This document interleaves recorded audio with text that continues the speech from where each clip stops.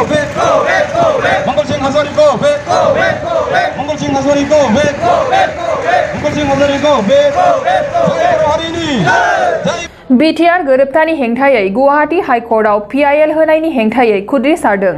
राजेन बसुमतारी को राजेन बसुमतारी को आनंद रामवारी को आनंद रामवारी को आनंद रामवारी को कोर्ट को राइटर्स एकेडमी को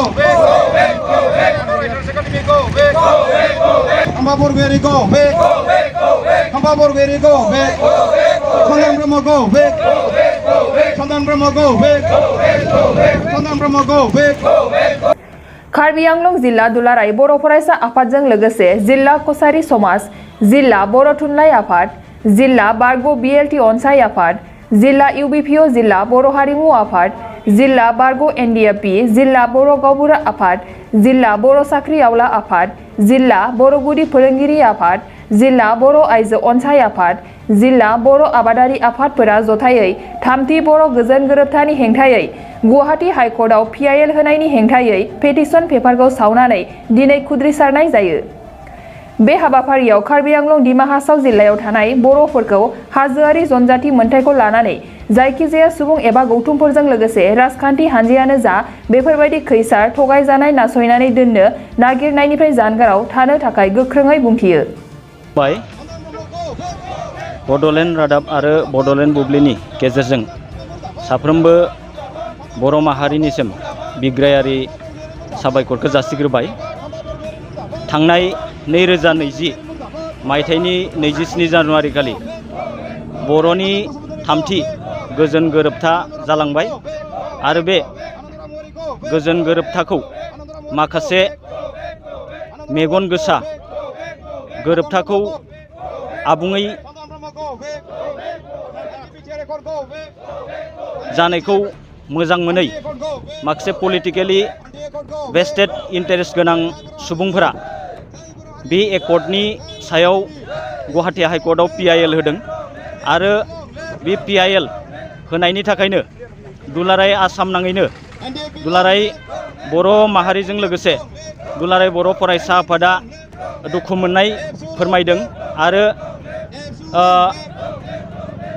मोनसे हाबाफारिनि गेजेरजों खुद्रिसारनाय बेखौ दिन्थिदों। दिनै कार्बि आंलं जिल्ला दुलाराय बर' फरायसा आफादनिफ्रायबो जोङो PIL पेटिशनारफोरनि सायाव गोथौयै दुखु मोननाय, रागा जोंनाय आरो खुद्रिनायखौ दिन्थिनानै दिनै बे PIL होग्राफोरनि मुसुखाजों लोगोसे PILखौ जों सावनाय जाबाय। बेनि ओंथिया बेनो जे जों कार्बि आंलंनि बर' माहारियाबो जोङो एकर्डखौ गनायनानै लायो, एकर्डखौ जोंबो मोजां मोनो आरो बे एकर्डनि हेफाजाबजोंनो दिनै दुलाराय आसामाव थानाय गासै बर' माहारिनि थाखाय मोनसे थामोनथा आरो मोनसे खौसेथिनि मोनथायखौ जों बिनि हेफाजाबजोंनो मोननो थांगासिनो दं। दा बेवहाय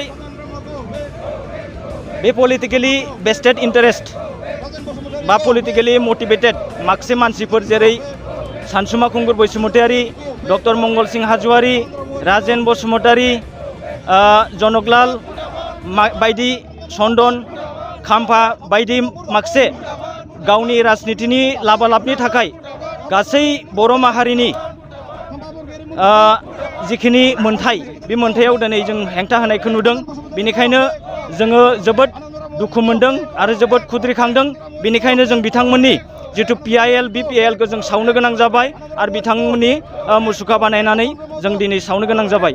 जों बयबो मिथिगौ जे कार्बि आंलंआव थानाय 50,000 बर' सुबुंफोरा थांनाय 1965निफ्रायनो गोबाव सम सोमावसारबोबाय, नाथाय जोंनि जाखिनि मोननांगौ जाखिनि मोनथाय बे मोनथायखौ दिनैसिम आबुं महर होनो हायाखै आरो बेफोरबायदि दिनै बे बिटिआर गोरोबथानि गेजेरजोंनो जोंनि कार्बि आंलंनि बे लं पेन्डिं इस्युसआ जानायनि मोनसे लामायाव दङ। दा बेनिखायनो बेबायदि गावनि गेजेरावनो गावनि पलिटिकेल लाभालाबखौ नायनानै जोंनि बे आसायाव मोनसे जोङो दै लुनानै होनाय बादि नुदों। बेनिखायनो जोङो दिनै बै जाय PIL होग्रा सानसुमा खुंगुर, खाम्फा बरगयारी, चन्दन ब्रह्म, जनक लाल आरो डक्टर मंगल सिंह हाजवारी आरो 94 आदार्स राइटार्स एकाडेमि बर' समाज गासैखौबो जों गोख्रों रावै सोंखारिदों। बिथांमोनखौ जोङो बेजोंनो लोगोसे एपिल खालामदों जाहाथे बिथांमोना बे PIL होनायखौ उथायनानै लायो आरो बिथांमोना जुदि बर' रायजोनि खौसेथिखौ, बर' हारिनि सान्थिखौ, बर' हारिनि जौगानायखौ जुदि मोजां मोनग्रा फिसाब्ला बिथांमोना बे खामानिनिफ्राय गोजानाव थानांगौ। जों बेखौ दिनैनि बे गेजेरजों हुमखि होनो जोङो लादों। दा बेनिखायनो गासै दिनै जाखिनि जों हाबाफारि लाबाय, उननि समाव जुदि बिथांमोना जुदि सिदा जायाब्ला जोङो गोख्रों रावजों बेखौ बुंगोन। उननि समाव बेखिनि बेबायदि आन्दलना जालांबाय थागोन आरो बेनिख्रुइ बांसिनै बांसिन जोङो आन्दलन खालामनो गोनां जागोन। गोजोन्थों। बिटिआर हालामनि थाखाय मोनसे गोजोनथाव खौरां। 68थि भारत रत्न लकप्रिय गपिनाथ बरदलै ट्रफी जोलुर बादायलायनाय। बे बादायलायनायखौ गिबि खेबनि थाखाय बिटिआरनि सिङाव थानाय चिरां जिल्लायाव सोलिफुबाय थानाय मार्च दाननि गेजेराव खुंफुंनाय जागोन। Guwahati sports association in association with सुबुंथि फाउन्डेशननि बानजायनायाव देग्लाय चिरां थाइखाजरानि राइन' क्लाब गेलेग्रा फोथाराव 2022 इं 25 मार्चनिफ्राय जागायनानै 30 मार्चसिम जोबथा बादायलायनाय जागोन। गासै मोनब्रै गेदेर जोलुर क्लाबफोरनि गेजेराव बे बादायलायनाया जागोन। बे गेदेर जोलुर क्लाबफोरनि मुंफोरानो जाबाय North East United FC, United Chirang Duar FC, चिलं लाजं FC आरो आसाम रेजिमेन्टेल सेन्टार।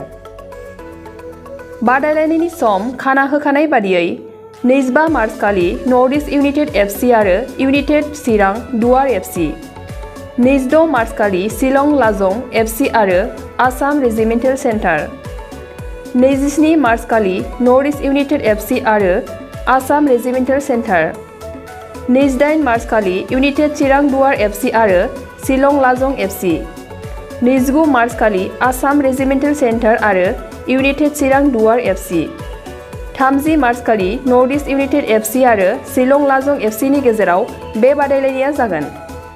जानो थांनाय बे बादायलायनायनि टिकेटखौ दानिफ्रायनो टिकेट काउन्टाराव होनाय जाबाय। नायनो गोसो गुदुं एबा जोलुर बादायलायनायखौ मोजां मोनग्रा सुबुंफोरा थाबैनो टिकेटनि थाखाय 9547461257 जानबुं नम्बराव जगाजग खालामहरनो हागोन एबा बुकिं खालामहरनो हागोन।